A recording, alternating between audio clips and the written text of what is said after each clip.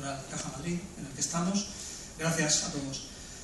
Yo no voy a hacer una conferencia al uso, en plan explicaros algo muy contundente, con muchas ideas. Voy a hacer una primera parte en la que sí que voy a daros unas cuantas ideas, no tanto sobre videojuegos y anime, sino sobre cultura audiovisual contemporánea o sobre cultura en general. Luego lo juzgáis y lo comentamos, lo discutimos.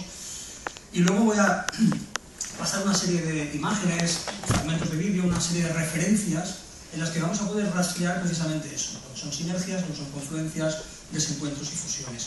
Siempre teniendo en cuenta un punto de partida fundamental, y es que es muy difícil pretender analizar los videojuegos a la luz del anime y viceversa.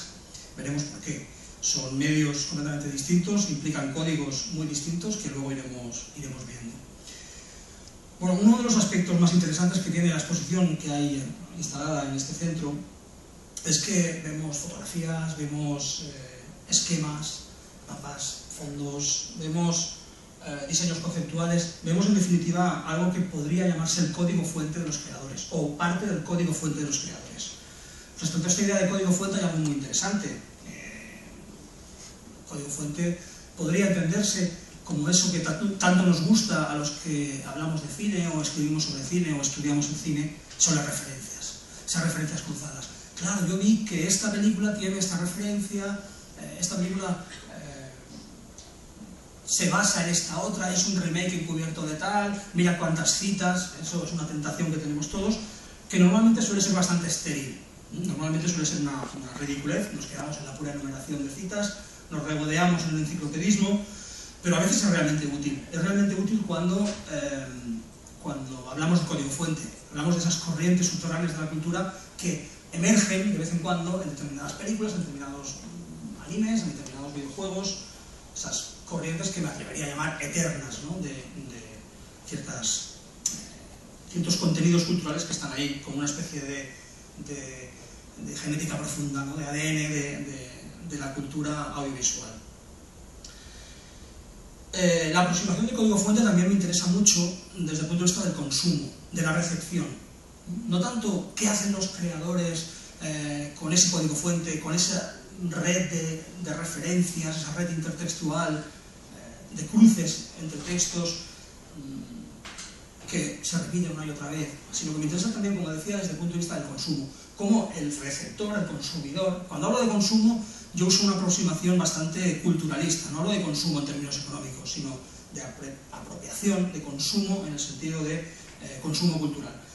Pues los consumidores también apelamos a, primero, nuestro propio código fuente audiovisual. Nosotros tenemos un código fuente en nuestro consumo audiovisual, en el que tenemos ahí todo tipo de referencias mezcladas de una forma bastante caótica, y para negociarlo con el código fuente audiovisual de los creadores que nos interesan, o que no nos interesan, pero que nos interesa dialogar con ellos.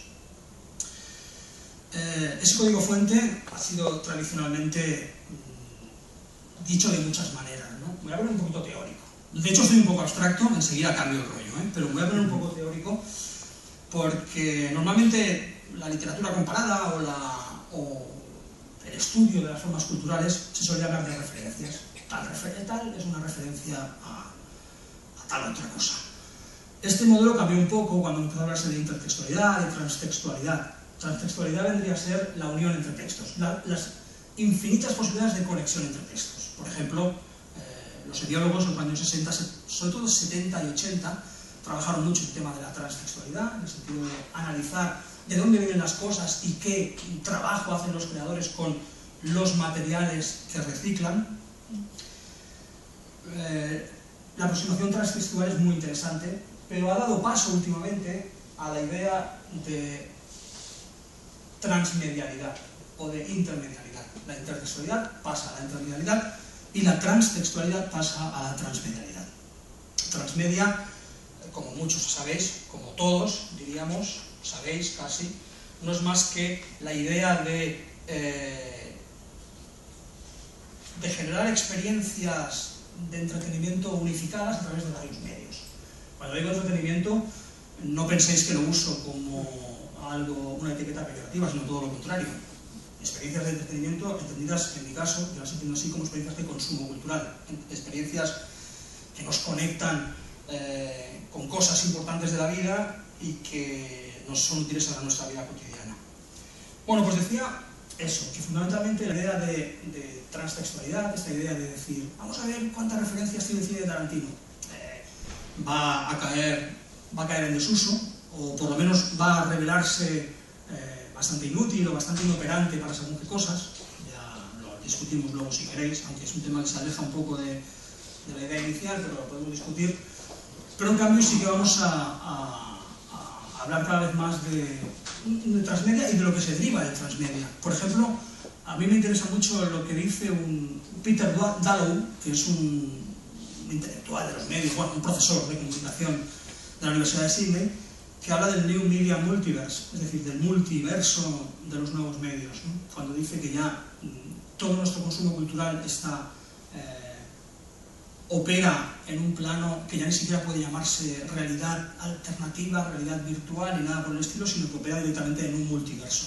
Y que todos los medios de comunicación que utilizamos lo que forman es un multiverso. Ver cómo el entretenimiento y la cultura encajan en esta idea de multiverso me parece muy interesante y creo que algo se va a ir derivando aunque no lo parezca de entrada. ¿Por qué saco el tema de transmedia? Porque el tema de transmedia es fundamental para entender buena parte de lo que vamos a hablar hoy, o de lo que estamos hablando. Es fundamental, por ejemplo, para entender esto, para entender Pokémon. Pokémon es el grandioso experimento transmedia, bueno, experimento no, porque un experimento es una cosa que en principio se hace sin saber cómo va a funcionar y Pokémon ya es mucho más que un experimento, Pokémon se ha convertido en una especie de referente absoluto de cómo tiene que ser una franquicia de entretenimiento. Transmedia no es, o este enfoque transmediático, yo creo que se puede aplicar a productos como Star Wars, pero yo creo que lo interesante es aplicarlo a productos como Pokémon. Todos saben lo que es Pokémon, ¿verdad? Todos los aquí presentes. ¿Habéis jugado a Pokémon? ¿No? Es que no os veo. El problema que tiene este acto es que no os veo, con lo cual no sé cuántas manos hay levantadas de fanáticos de Pokémon. Bueno, por Pokémon, pensemos en el ejemplo de Pokémon para ilustrar un poco esa tendencia que yo mencionaba, ¿no? No nos vamos a extender demasiado.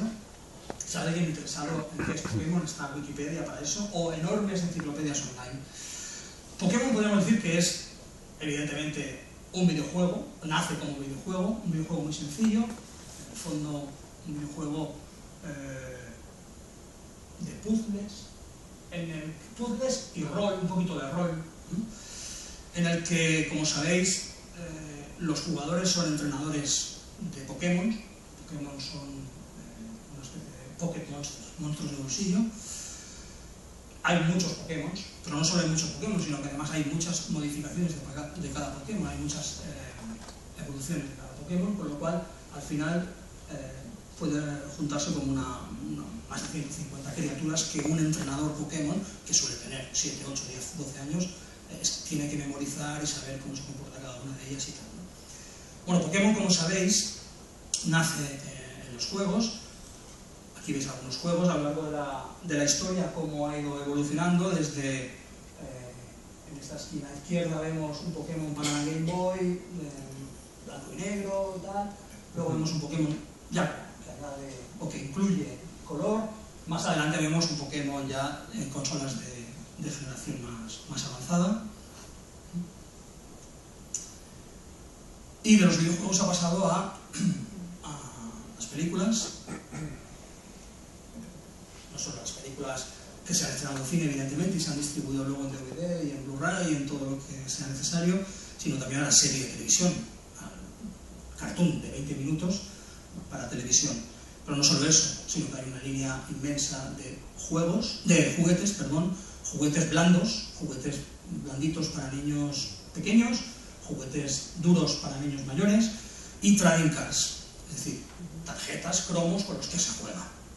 Vale, imaginaos, cuando hablábamos de transmedia, y eso nos sirve porque ilustra muy bien algunas conexiones fundamentalmente entre anime y videojuegos, cuando hablamos de transmedia, imaginaos la experiencia que desarrolla un producto como Pokémon. Pokémon desarrolla una experiencia absolutamente inclusiva.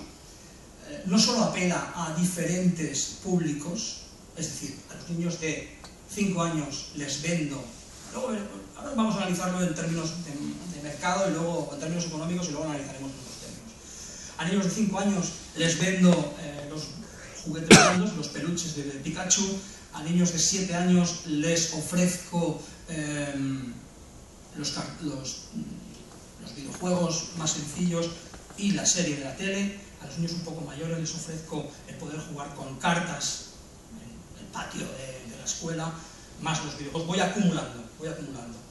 De ese modo, no solo se crea, digamos, entre los chavales y chavalas, los consumidores, una especie de consumo aspiracional, es decir, ostras, yo ahora estoy jugando con los muñequitos blandos de peluche, pero cuando tenga 2 o 3 años más podré comprarme el videojuego y podré jugar, lo entenderé mejor. Y cuando tenga unos cuantos años más podré jugar a juegos más complicados. No solo esa digamos, evolución hacia adelante, aspiracional, yo aspiro, sino también que se permite, es legal, digamos, tener una regresión. Un niño de 12 años de repente puede decir, voy a mirar los episodios de la tele, que los ve mi hermano de 7 años, pero bueno, yo como soy fan de Pokémon, me siento autorizado a ver los cartoons de la tele que son para niños más pequeños, o incluso, llegado al punto, al extremo, me siento autorizado a tener un peluche. Un niño de 12 años se siente legitimado para tener un peluche que está dirigido a niños mucho más pequeños, ¿no? Es decir, digamos que tanto ese factor aspiracional como el factor de regresión permitida lo inventaron estos tipos de Nintendo de una forma muy brillante. No solo eso, sino que también apela directamente a chicos y chicas. Yo no soy muy partidario de establecer esos roles de género tan marcados en los videojuegos, creo que no están, pero sí que conscientemente los creadores de Pokémon dijeron, vamos a poner algo que guste a los chicos. Dijeron, hombre, evidentemente, coleccionar, hazte con todos, coleccionar monstruos y competir. Los monstruos sirven fundamentalmente para competir. Los mejores entrenadores son los que más Pokémon capturan, pero vamos a meter algo que guste a las chicas. Las chicas presentes dirán, a ver qué va a decir este. Bueno, fundamentalmente la cooperación, se supone que apela más a las chicas, y una cosa muy importante que es el cuidado. Hay que cuidar a los Pokémon. Me diréis, hombre, no seas tan esquemático, no todas las chicas juegan solo a cuidar y no todos los chicos juegan solo a competir. No, evidentemente, no es así. Pero en cualquier caso, eso está inscrito directamente en los textos de Pokémon. Eso está inscrito en el diseño del producto, de modo que una vez has competido y has coleccionado, tienes que nutrir y cuidar a tus Pokémon para que sean bebés saludables y puedas seguir compitiendo. Por tanto, digamos que fronteras de género, fronteras de edad y fronteras de cultura nacional incluso. Se ha convertido en una especie de fenómeno transnacional o local, valga la palabrota, precisamente por el tipo de historia que plantea. Plantea algo que es muy elemental, que es el viaje del héroe, un héroe que va creciendo conforme se va convirtiendo en un mejor entrenador de Pokémon, ¿no? Bueno, no voy a extenderme demasiado, pero creo que es interesante. Pokémon es un fenómeno muy interesante, hasta el punto que ha generado bastante literatura, e incluso literatura muy seria. Este es un libro, por ejemplo, que un montón de académicos se dedican a explicar todo lo que he explicado yo, pero mucho mejor. Entonces, bueno, es un ejemplo de que esto puede llegar a producir un fenómeno cultural bastante interesante, que sin duda, cuando analizamos nuevas franquicias transmedia, nos veremos obligados a apelar a Pokémon. Pokémon está muy lejos de ser una cosa olvidada. Ya no está en su mejor momento, pero tampoco es que se haya olvidado de todo. Bueno, vamos a ver. Una vez ilustrado este contexto general, cabe hacer algunas observaciones sobre el concepto del título, ¿no? Las sinergias y los trasvases. Yo hace algún tiempo que estoy interesado en el estudio de las narrativas cruzadas, como creo que se intuye, y eso implica analizar los cruces mediáticos, como las narraciones, los relatos van de un medio a otro, pero también reflexionar inevitablemente sobre la naturaleza de la narración en cada medio. Es decir, no solo me interesa cómo los relatos pasan del videojuego al cine, o del cine al cómic, o tal, sino que lo interesante es precisamente analizar lo que nos condiciona a la hora de tener una recepción. Lo que nos condiciona es que fundamentalmente los medios son distintos. Por ejemplo, me interesa hasta qué punto pueden entenderse en términos similares los videojuegos y el cine, o hasta qué punto pueden entenderse en términos similares, o no lo son en absoluto, lo que entendemos por televisión, lo que entendemos por videojuegos. Cómo hay que analizar cada una de esas cosas, qué tienen en común. Hasta qué punto algunos juegos divergen absolutamente de una forma que nos hace imposible precisamente conectarlos con el cine, por ejemplo. Cuando veo a algunos colegas que intentan analizar juegos como formas de narración, me alegro cuando encuentran realmente problemas, es decir, cuando encuentran un juego que desafía la clasificación según las formas clásicas de la narración, ¿no? Pero también es interesante ver cómo hay juegos que funcionan precisamente por oposición a otras formas de narración, ¿no? Bueno, y hasta qué punto, me interesa también analizar hasta qué punto aprender más sobre los juegos nos permite entender cosas sobre la televisión y el cine contemporáneo, por ejemplo, o viceversa. Para estas aproximaciones, como digo, hay varios condicionantes. Por ejemplo, las distintas naturalezas de los medios, como decía. Aquí vemos un ejemplo. He puesto dos imágenes aparentemente parecidas, es decir, si alguien se pone a jugar a cualquiera de estos dos juegos, Dead Space o Final Fantasy, se encontrará con que, bueno, son juegos, hay que luchar, hay que hacer cosas. El primero es un juego americano, un juego global, de hecho, pero de inspiración, digamos, de tradición americana, de los juegos americanos, de los juegos occidentales. Es un juego que basa toda su narración, la construcción de su punto de vista y de su forma narrativa, está basada en el cine. Es casi una película interactiva, por decirlo de algún modo, o aspira a ser una película interactiva. El segundo no. El segundo tiene cosas en común con la narración, entendida tal y como la entendemos en el cine, pero el simple hecho de que, por ejemplo, tengamos un número notable de marcadores encima de los personajes, hace que la interfaz sea completamente distinta. Por tanto, no lo podemos entender como cine. Eso es uno de los problemas que vamos a tener a la hora de analizar videojuegos y cine, o videojuegos y anime en este caso, como una cosa que pertenece al mismo entramado mediático, ¿no? Cuesta a veces. El segundo caso, el caso de abajo, es un juego de rol japonés, como los que... Es que no sé si hay aquí jugadores, es que como los conozco a casi todos los jugadores de Barcelona. No sé si hay jugadores o no, pero los que hayáis jugado un juego de rol japonés sabéis lo tremendamente diferente que es eso de ver una película. El hecho de los turnos, por ejemplo, el hecho de que la narración se desarrolle por turnos, y luego veremos algún ejemplo, hace que realmente sea difícil pensar que estamos viendo una película interactiva. En cambio, cuando jugamos a un videojuego así más de orientación, un juego de acción, de orientación o de origen americano o anglosajón, vemos que efectivamente el punto de vista, aunque nosotros interactuamos con el mando, modificamos lo que está ocurriendo en la pantalla, de hecho el punto de vista no deja de ser muy parecido a aquellos que ha construido el cine o la televisión tradicionalmente. Pero bueno, ponía esto porque realmente creo que nos sitúa en una posición difícil a la hora de analizar los trasvases profundos entre medios, entre distintos medios.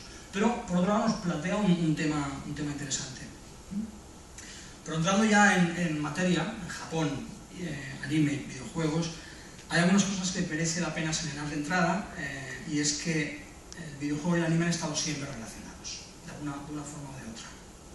Pasamos página, digamos que lo que he intentado hacer hasta ahora es explicaros algunas ideas al respecto del entramado contemporáneo de los medios y la dificultad que entraña hacer un análisis realmente profundo sobre cada una de las formas de expresión, pero vamos a entrar ya un poco en materia de debate y de disfrute, ¿no? Como es, pues eso, los cruces y conexiones del anime y los videojuegos. ¿Sabéis lo que es Mazinger Z?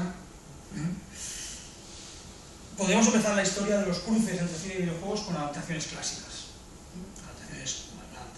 Mazinger Z es un clásico del manga, posteriormente un clásico de la animación, del anime, y no ha llegado a ser clásico de los videojuegos.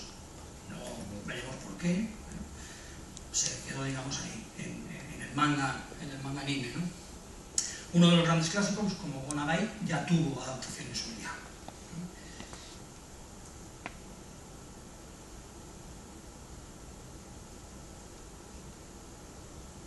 Y, con vuestro permiso, vamos a verla.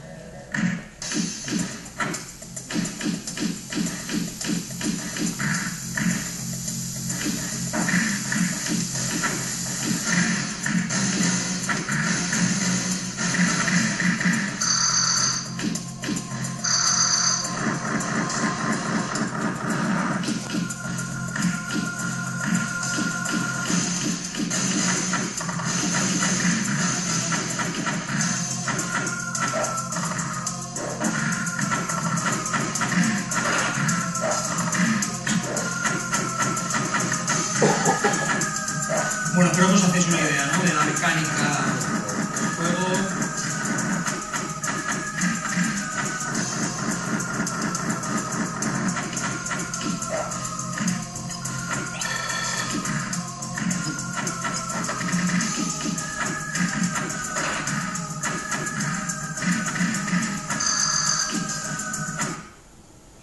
Bueno,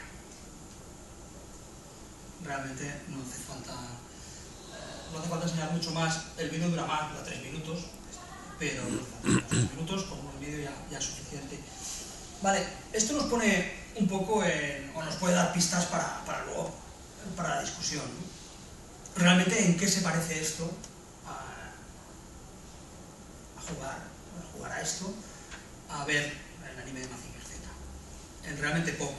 Veis que la evolución tecnológica de los diferentes medios no nos permite compararlos de una manera diacrónica, ¿no? O sea, de una manera sincrónica, perdón. No nos permite comparar cómo era el anime de Mazinger Z en el año 81 o cómo era el videojuego de Mazinger Z en el año 87. Vemos que plásticamente son cosas distintas. Vamos a ver otro ejemplo de otro clásico de Go Nagai, que en este caso es todavía un poco más notable esta diferencia que os señalaba, ¿no? Devilman, también otro clásico de Go Nagai. El juego de Mazinger Z que hemos visto era para Super Nintendo. Este es para Nintendo, o sea, es anterior. ¿Habéis visto los animes, o sea, de películas o mangas de Devilman? ¿Alguien sí lo conoce? Bueno, pues imaginaos de nuevo qué tiene que ver la experiencia de ver una película de Devilman o jugar a esto.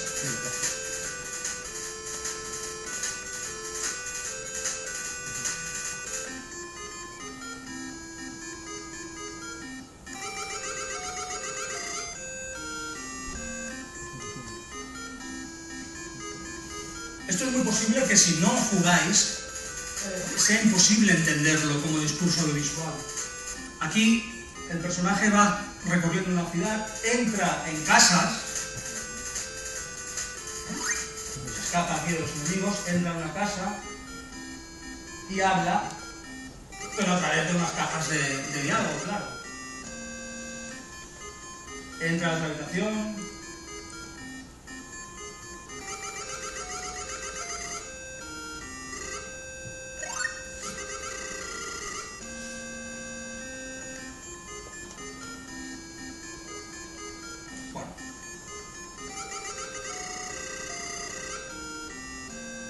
estamos ante otro caso de algo que tampoco es necesario estudiarlo mucho. Sin embargo, vemos ya que desde un buen inicio existe esta vitalidad transmedia en el anime y videojuego japonés. Aquí veis algunos ejemplos, quizá os suenen. Tenemos en sí juegos de Akira, de Bleach, tenemos aquí un videojuego antiguo, una pantalla antigua de Area 88. Aquí tenemos el juego para Dreamcast de Ame Diosa, Ame Kami-sama. Tenemos juego de Bastard y una pantalla, que no se ve muy bien, que es el clásico entre los clásicos del manga. Astro Boy, la obra maestra de Osamu Tezuka. Tránsitos del anime al videojuego existen, han existido siempre, forman parte de la dinámica natural de la explotación de las franquicias en Japón. Sin embargo, ahora que hemos visto esto y que vemos que las carátulas parecen muy chulas, es decir, el juego de PlayStation 2 tiene una imagen de Akira que remite directamente al manga y al anime, y pues puede ser chulo, ¿no? No tiene por qué ser chulo. Es decir, un juego del año 89, un juego del año 95 incluso, es muy diferente de un anime del año 89. Como hemos visto en el caso de Devilman, en el que un videojuego del año 83 parece infinitamente más rudimentario y prehistórico que un manga de los años 70 y que un anime de los años 70. Con lo cual, tengamos siempre en cuenta eso a la hora de luego discutirlo, ¿no? Prácticamente cualquier juego cualquier anime que os podáis imaginar tiene su transferencia al videojuego. Más ejemplos: Cowboy Bebop,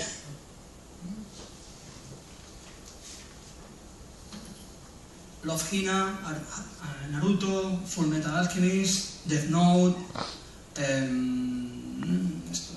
Sakura, claro, un clasicazo, Sakura, Ghost in the Shell. Y para que veáis que no todo es PlayStation, sino que hay cosas un poquito más antiguas, bueno, hay juegos de PlayStation 2, de Dreamcast y de Super Nintendo, el videojuego de Ranma.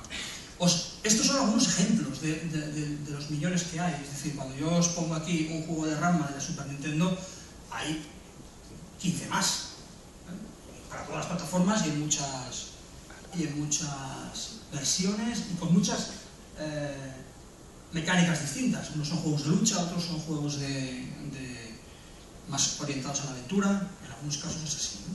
En algunos casos incluso el discurso que se deriva del anime o del manga puede adoptar muchas mecánicas de juego diferentes y explotarse de muchas maneras distintas. De hecho, el inventarse mecánicas de juego no es más que explotar de formas diferentes los mismos contenidos, ¿no? El paso inverso de videojuegos a animes. Todo esto son contenidos culturales que aparecen primero en el videojuego. Tenemos Dragon Quest, tenemos una película que no es una adaptación oficial, pero está basada en Animal Crossing, Blue Dragon, Devil May Cry y Final Fantasy. O el anime de Super Mario, un anime de Persona, Sonic y Hack. Por tanto, hemos visto que existen estos trasvases desde siempre. Es decir, esto es algo que ocurre permanentemente. Pero vamos más allá, hablemos de algo que parece más interesante: los trasvases de talento. Como determinados talentos del mundo del manga y el anime han pasado a los videojuegos. Hay un ejemplo magistral, genial, que es evidentemente Akira Toriyama. Todo el mundo conoce a Akira Toriyama, creo que todo el mundo conoce evidentemente Dr. Slump y Dragon Ball. Bueno, pues Akira Toriyama es responsable del diseño de personajes de bastantes videojuegos y está considerado como uno de los artistas importantes en Japón, como uno de los diseñadores realmente importantes. Algunas de las sagas que ha trabajado él, pues Dragon Quest, Chrono Trigger o Blue Dragon. Como veis, abajo hay unas pantallas de los juegos suelen ser todos juegos de rol japoneses, combates por turnos, un poco que están un poco distantes de la vitalidad, digamos, de los animes en los que ha participado Akira Toriyama, o de los que ha dirigido Akira Toriyama, ¿no? Es otra mecánica completamente distinta. Como veremos en el caso de Dragon Quest.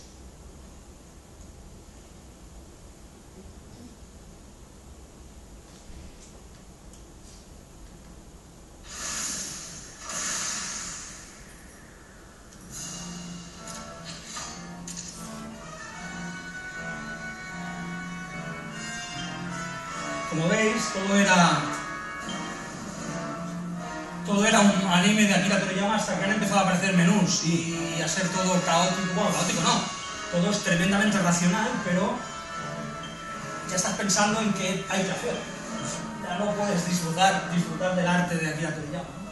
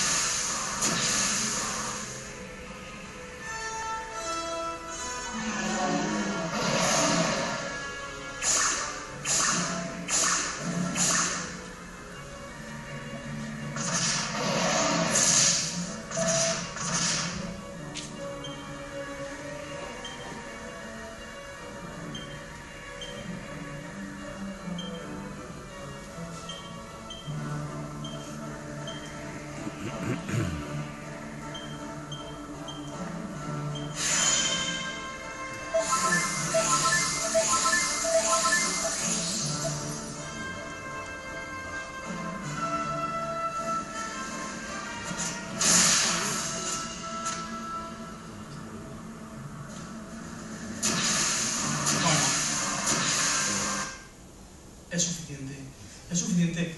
Sobre todo es suficiente porque nos permite hacernos una idea de cómo es lo que hablábamos al principio, ¿no? De las diferencias de las desconexiones, de las disonancias entre medios, ¿no? Cuando decimos, no, yo voy a ver a Toriyama y veo Dragon Ball y participo ahí del frenesí de la narración y me lo paso bien. En cambio, el disfrute de Toriyama en Dragon Quest es diferente. ¿Por qué? Pues decir, espera que voy a narrar. Tienes que empezar a mover un montón de menús para narrar, para atacar.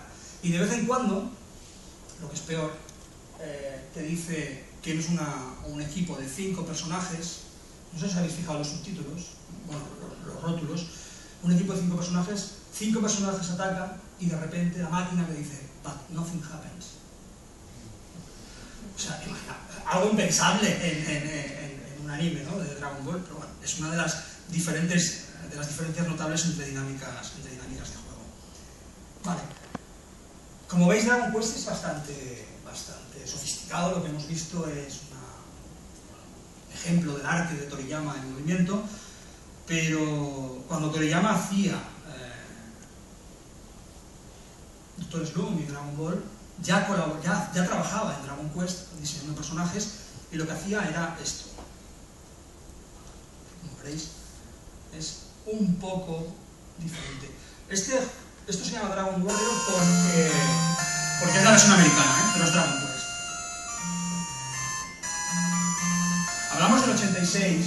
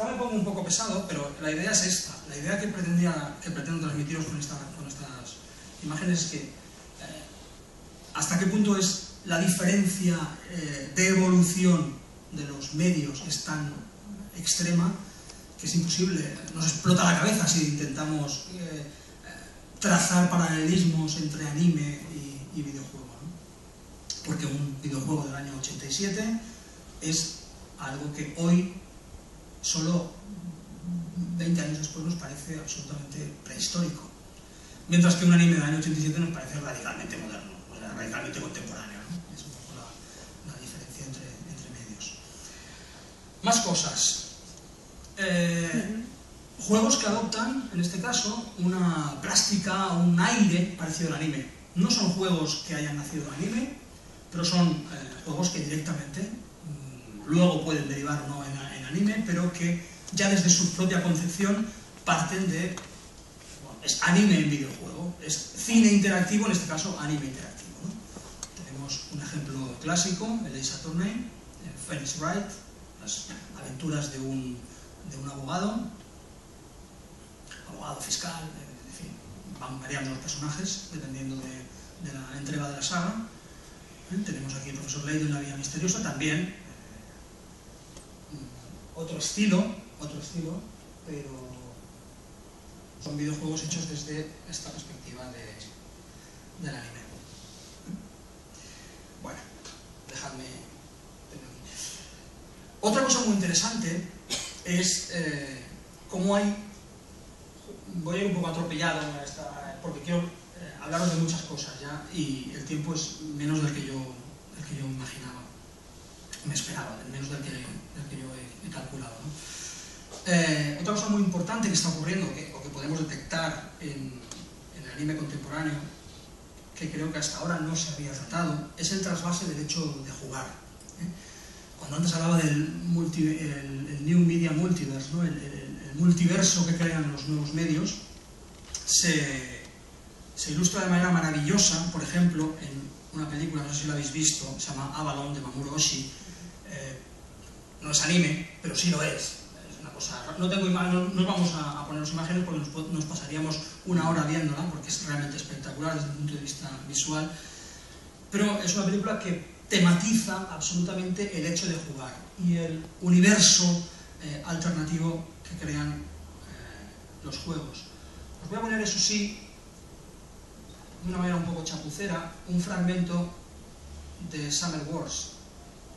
No sé si lo habéis visto, pero es una película absolutamente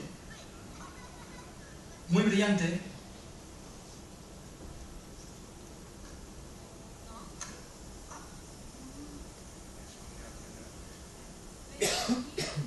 No sé si tenemos volumen.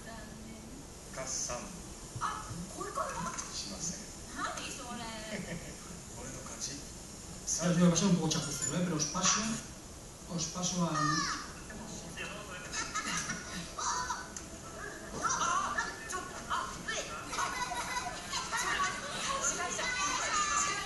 Si no la conocéis, os recomiendo la película porque realmente es un ejemplo maravilloso de cómo puede tematizarse y formar parte del discurso profundo de la película el hecho de jugar. El hecho de que bueno, el juego y la vida están tremendamente conectados.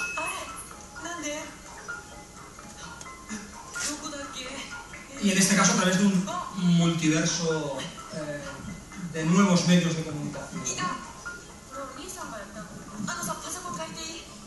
Juego y vida son lo mismo aquí, juego y anime, por tanto, son lo mismo. El juego afecta a la vida, el juego afecta al anime, y el anime afecta al juego, o la vida afecta al juego, porque son indistinguibles. Vamos a ver 2 o 3 minutos de...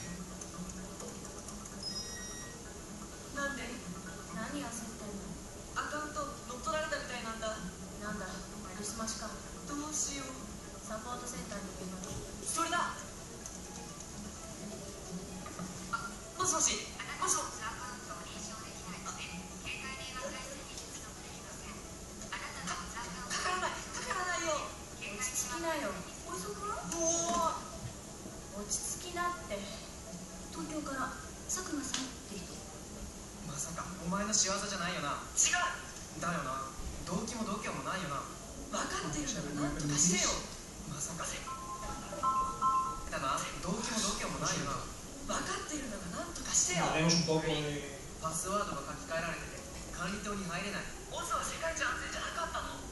昨日変なメールがオズ中にばらまかれた。変なメール。オズのセキュリティは2056桁の暗号で守られている。そう簡単に解ける暗号じゃないんだ。Quizás sea una de las cosas interesantes que podemos sacar en claro de esta charla, ¿no? Que precisamente la unión entre anime y videojuegos, cuando mejor puede resultar, es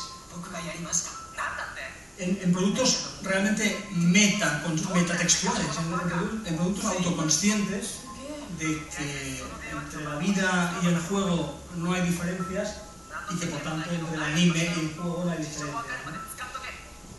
Además, esta película tiene un punto muy interesante, que es la plástica, la estética remite directamente a Murakami, todo que de una forma no oficial, por tanto, digamos, un poco pirata, pero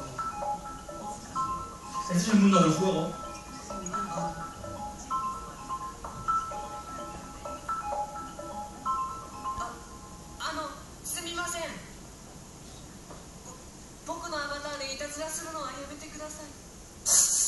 Tematiza muy bien la idea de avatar, ¿no? Del avatar.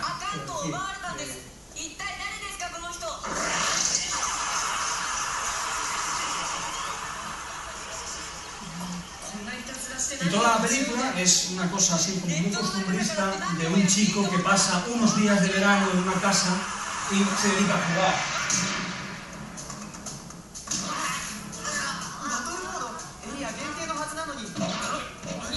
En fin, una referencia que os paso.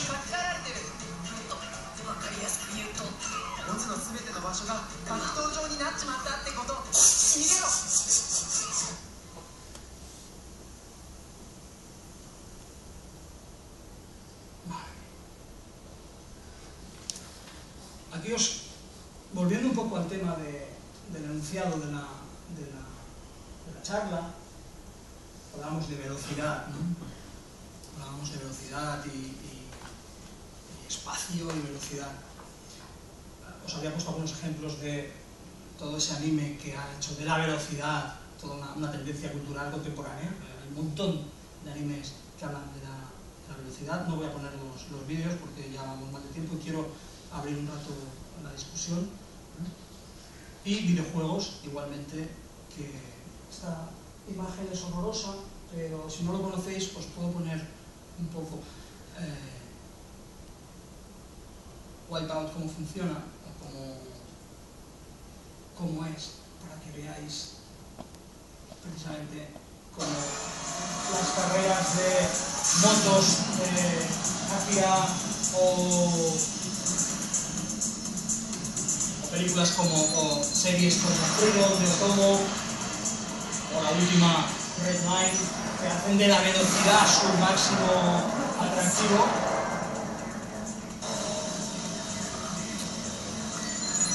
Vienen y a la vez van a los videojuegos de velocidad, que son todo género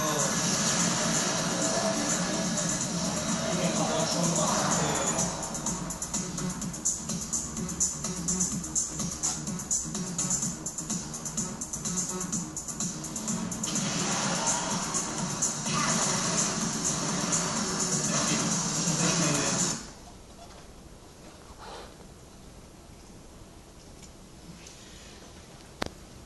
Y bueno, para acabar con este capítulo de velocidades y espacios, os voy a poner un fragmento de un videojuego abstracto, maravilloso, se llama Red, que alguno de vosotros sin duda conoce, y si no, merece la pena descubrir.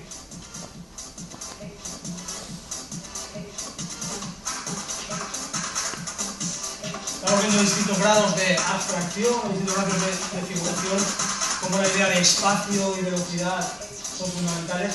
Y la verdad es que había preparado, mi intención era enseñaros los vídeos de las carreras de motos de Akira y de coches de Freedom y de Red Line para que viéramos como en el fondo no deja de ser un concepto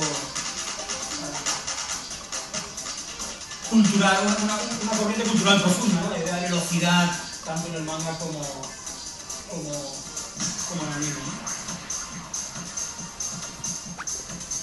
Y para acabar algunos temas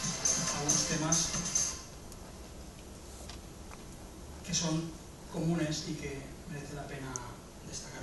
Bueno, yo os había puesto unas imágenes de Kenichi, el músico, DJ, y de Morimoto, que venía a colación de lo que estábamos viendo, de Red, que tenía algunas músicas de Kenichi, y Koji Morimoto pues, hizo el videoclip de Kenichi extra que podéis ver en la exposición. Algunos temas interesantes, que son transversales al manga y al anime, incluso me atrevería a decir a la cultura japonesa. La idea de las muñecas guerreras, ¿no? Hay muñecas guerreras para todos los públicos, para jóvenes adolescentes, Ghost in the Shell, para jóvenes adolescentes masculinos, me refiero, las chicas de Silent Mobius, y aquí en la esquina superior derecha las chicas de Sailor Moon, que en realidad también son para jóvenes adolescentes masculinos, pero se diría que están pensadas para chicas, ¿no? Pero en realidad la disfrutan tanto los chicos como las chicas. Por tanto, uno de los temas comunes, protagonismo fundamental de lo que yo llamo, otra gente llama, ¿no? Las muñecas guerreras, esa idea de una muñeca, una figura frágil, aparentemente femenina, pero que resulta ser una guerrera bastante cañera. La idea de los robots, evidentemente, es un tópico cultural fundamental en la historia de la cultura popular japonesa. La idea del gigantismo, evidentemente. Aquí tenéis desde robots gigantes, como los de Evangelion, a monstruos gigantes como Godzilla, y a la versión arty de todo esto, que es Shadow of the Colossus, que habla de colosalismo de determinados seres, ¿no? Una tendencia cultural importantísima que está tanto en los videojuegos como en el anime son las cosas monas, el kawaii. Como veis, kawaii es fundamental, es un movimiento prácticamente cultural y que está demostrado que apela a un montón de públicos. Solo hay que ver el éxito de Hello Kitty, ¿no? Es decir, más allá de cualquier contenido narrativo que pueda tener uno. Y aquí algo que me parece interesante, y es como el sincretismo japonés que afecta, que es un sincretismo cultural, sincretismo religioso, pero también es un sincretismo en la cultura pop, sincretismo que es capaz de meter el kawaii, las cosas monas, con una muñeca guerrera, una guerra absolutamente brutal, con el gigantismo, y crear un producto realmente interesante, como es el último vídeo que vamos a ver, que es un fragmento de juego, un fragmento de gameplay de Bayonetta, que si no lo conocéis, a mí es un juego que realmente me giró de la cabeza por lo que vais a ver, básicamente. Y creo que combina un poco muchas de las cosas que hemos dicho, ¿no? Narración cinematográfica, absolutamente, o sea, anime, juego puro y duro, ¿no? Cosas monas, gigantismo, muñecas guerreras.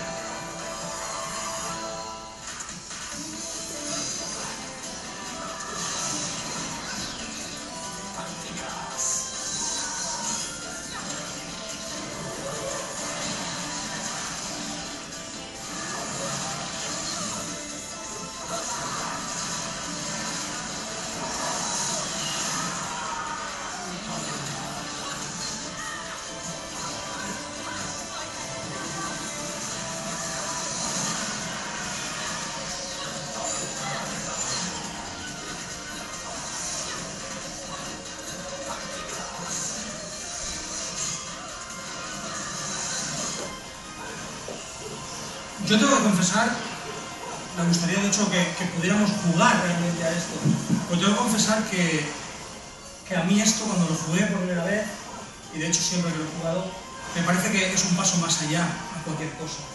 Esto realmente supera nuestra capacidad de percepción. Es decir, esto va más rápido de lo que somos capaces de percibir, pasan más cosas de las que somos capaces de asimilar y me produjo un bloqueo cognitivo y perceptivo bastante notable. Es cuando me di cuenta de que el discurso del anime contemporáneo y de los videojuegos contemporáneos va a crear un nuevo tipo de ser humano, sin duda, en el cual nosotros ya somos, yo soy una especie a extinguir, y los que sean capaces de jugar a esto bien son los nuevos amos del mundo.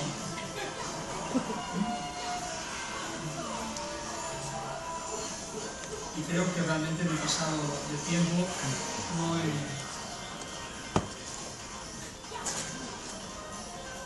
y me gustaría acabarlo, sobre todo para dejaros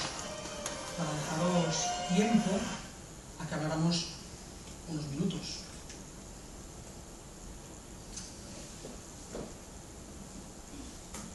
Bueno, muchas gracias. Hablamos un rato si queréis, porque quedan 4 minutos para las 7, hablamos un poquito.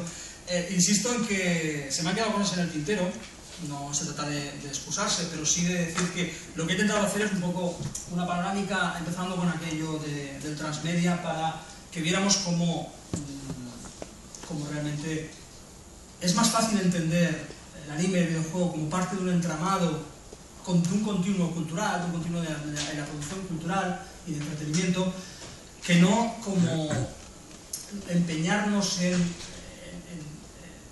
analizarlos en igualdad de condiciones. Es realmente complicado analizarlo cuando vemos que la evolución tecnológica, narrativa, incluso nuestra evolución cognitiva o perceptiva a veces son obstáculos para que seamos capaces de plantearnos un análisis así riguroso y pormenorizado, ¿no? Decidme algo. Bueno, espero que por lo menos os haya dado alguna pista, alguna cosita que... Por lo menos si alguien sale de aquí y dice, tengo que ver Star Wars, ya es un punto. No sé si tienes la misma impresión que tengo yo desde hace años, de que el videojuego todavía tiene una explosión por ocurrir como medio. Y tal vez ocurrirá cuando estos posthumanos que saben jugar a esto se pongan a hacer videojuegos. Tengo la impresión que en ese momento va a haber un salto evolutivo importante, ¿no? No sé si tú compartes esto, pero yo veo muchas líneas, ¿no? Yo no me dedico, pero así desde mis cosas de, ¿no?, la hermenéutica y esas cosas que pienso, yo veo muchas líneas que me pregunto por qué no se exploran todavía desde este medio, ¿no? Y me imagino que ocurrirá. Sí. Yo estoy completamente de acuerdo con que esa singularidad tiene que producirse, ese momento en el que los posthumanos hagan post-juegos. Lo que pasa es que ya no sé si serán videojuegos, ya no sé si serán juegos, porque el juego, de hecho, la simulación y el juego son parte de la cultura desde siempre, y claro, cada etapa histórica tiene un tipo de juegos adaptado a su tecnología o a su... Pero el juego son los juegos de rol, que no necesitan más tecnología que un lápiz y un papel, ¿no? Sí, estoy de acuerdo en que los videojuegos tienen que dar todavía ese salto evolutivo, y además no creo que se produzca, no creo que tarde mucho en producirse, porque aquí hemos visto el fragmento del juego de Devilman del año 87, y un juego del año 97 ya es brutalmente diferente, y un juego del 2007 es esto que hemos visto, el Bayonetta, que bueno, no es del 2007, pero es del 2008, 9 quizá, o 10. Por tanto, fijaos cómo haciendo esas catas de 10 en 10 años nos encontramos con una línea evolutiva que yo creo que es mucho más salvaje que la que hizo el cine desde 1900 al 2000. O sea, los saltos en cuestión de plástica son mucho más radicales que los que se producen en el cine. De hecho, en el cine hay quien estaría tentado a decir que, bueno, todo lo que se ha hecho ya estaba muy De hecho, algunos estaríamos de acuerdo, creo que bastante gente estaría de acuerdo.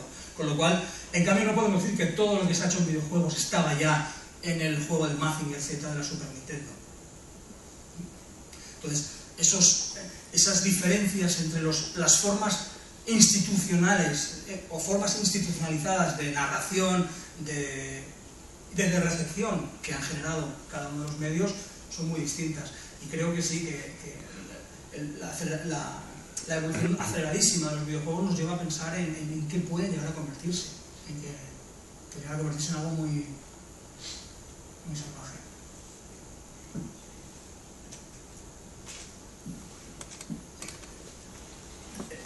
Pues la cuestión fundamental es que probablemente los jugadores a los que nos gusta jugar, pero tenemos una edad, ya somos incapaces de jugar a esos post-videojuegos, ¿no? Mientras que cine, pues mira, podemos seguir viendo y podemos seguir disfrutando del cine de Murnau y disfrutar de Gus Van Sant. En fin.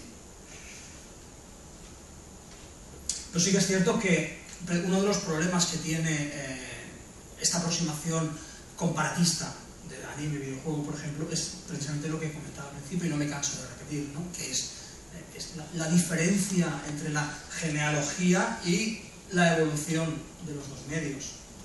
El anime, bueno, pues llega en su momento, yo qué sé, lo que hablaremos luego, pues Heidi ya estaba muy bien, por decirlo de algún modo, ya estaba muy bien. Era rudimentario respecto a obras actuales de Miyazaki, sí, pero ya era lo mismo.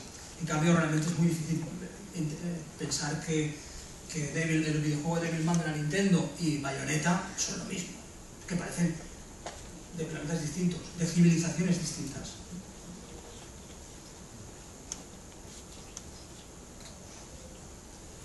Bueno.